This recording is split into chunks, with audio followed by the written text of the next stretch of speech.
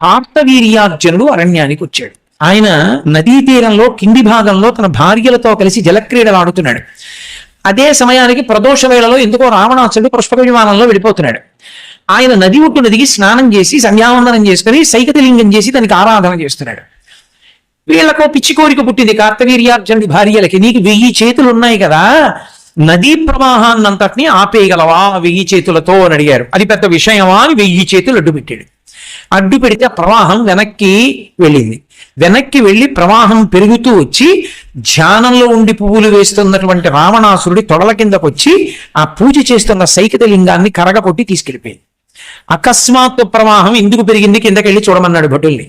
కార్తవీర్యార్జునుడు భార్యలతో జలక్రీడలు ఆడుతున్నాడని చెప్పారు. ఆ కార్తవీర్యార్జునుడి 1000 చేతులు నరికేస్తానని యుద్ధానికి వెళ్ళాడు. అయితే ఆయన చూసి వీరెవడరా 10 తలల పురుగు యుద్ధానికి వచ్చింది, నా మీదకని యుద్ధం చేయలేదు, ఇలా పట్టుకున్నాడు.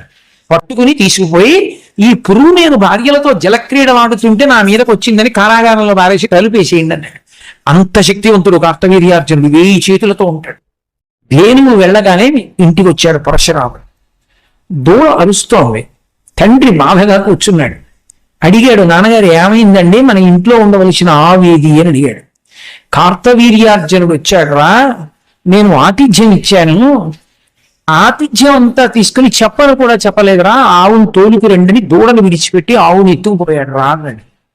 అంత పని చేస్తాడా నాన్నగారు, చెప్తానుండండి అని వెంటనే తన పరశు తీసి భుజాన వేసుకుని పరిగెత్తాడు. ఆ కార్తవీర్యార్జునుడు తన సైన్యంతో వెళ్ళిపోతున్నటువంటి పట్టణం దగ్గరికి వెళ్ళాడు. ఆయన చుట్టూ అనేక మంది రాజులు ఉన్నాయి. ఆయన చూశాడు, ఎరా నువ్వు ఆవుని విడిచిపెడతావా, నాతో యుద్ధం చేస్తావా అని అడిగాడు పరశురాముడు. కార్తవీర్యార్జునుడు పరశురాముడిని చూసి అన్నాడు, బాలుడు వెర్రి బ్రాహ్మణుడు అనేటప్పటికీ రాజులు సైన్యం అందరూ కలిశారు. ఆయన మీద బాణప్రయోగం మొదలుపెట్టారు.